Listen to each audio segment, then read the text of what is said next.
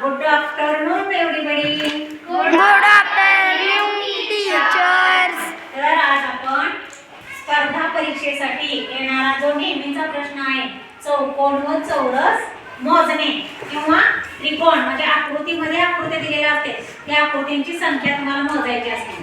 तर आज आपण आजच्या तासाला फक्त चौकोन व चौरस मोजणे याच्याविषयीची सोपी ट्रिक्स बघणार आहे. तर बघा,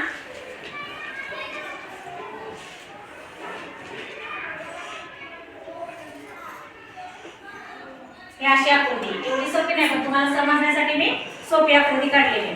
तर ही जेव्हा आकृती आहे तेव्हा याच्यामध्ये चौकोन आणि चौरस. आता चौकोन कशाला म्हणायचं? चौकोन आणि चौरस.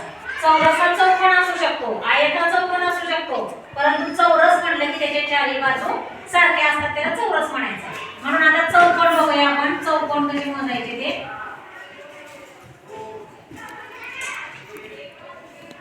आणि नंतर चौरस कसे मोजायचे.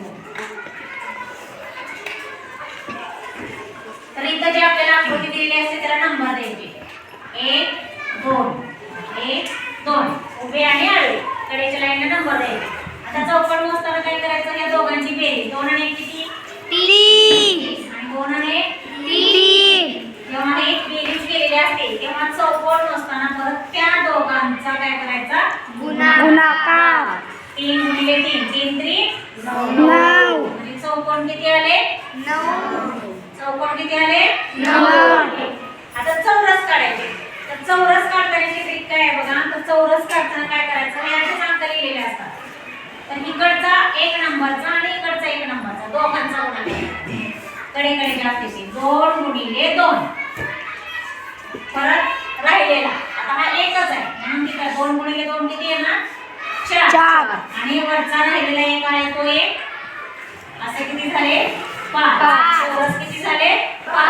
आता छोटी आकृती का घेतली तर चौरस बघा 1 2 3 4 आहे की नाही. आणि हा मोठा एक असा हा 5 म्हणजे म्हणून असं या आपल्या ट्रिकना पण 5 येतं. छोटा आहे म्हणून तुम्हाला समजून सांगण्यासाठी छोटं घ्यायचं. आता याच्या पुढचं आपण उदाहरण घेऊ दुसरं आणि तुम्हीच सांगायचं मला त्याचं उत्तर. हा हो. आता मी दुसरी आकृती काढते इथं बघा.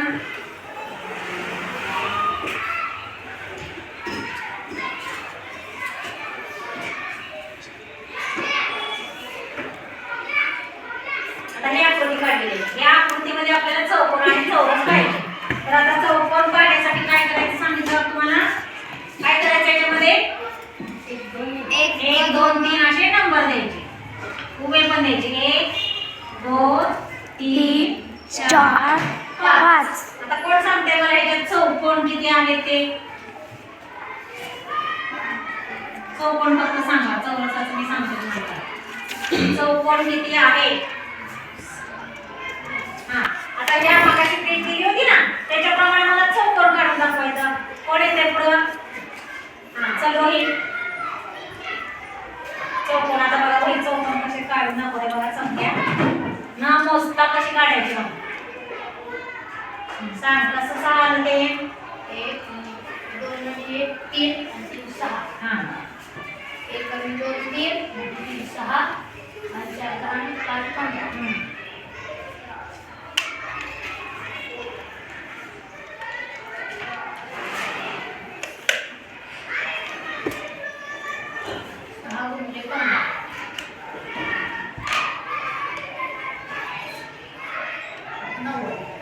नव्वद चौकोन बरोबर आहे का उत्तर?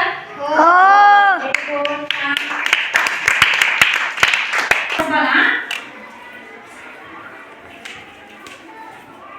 मागाशी सांगितलं पण थोडे सेम होतं त्यामुळे तुमच्या ते लक्षात आलेलं आहे. पण आता बघा आता चौरस करताना काय सांगितलं? इकडच्या कडेच आहे इकडच्या कडेच आहे. इथं 5 आहे तिथं 3 आहे.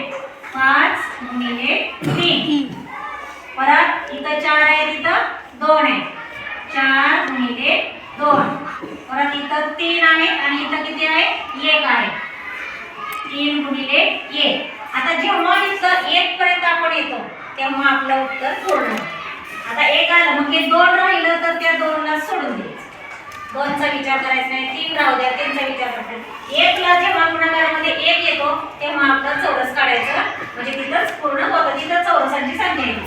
आता बघा 5 3 15 4 4 दोन्ही बघा आता बेरीज आपण गुणाकार केला 5 3 15 4 दोन्ही 8 आणि 3 1 3 8 आणि 3 11 11 आणि 5 16 आणि 16 आणि 10 26 किती चौरस आले 26. बाबा एवढं मोजणं शक्य आहे का आपल्याला नाही तर मी अशा जोड्या लावायच्या आणि अशी टिक मार्क करायची म्हणजे आपलं उत्तर अजिबात चुकत नाही आणि एक बरोबर जोडी झाली की स्टॉप करायचं मग उभं असू दे नाही तर आडवं असू दे.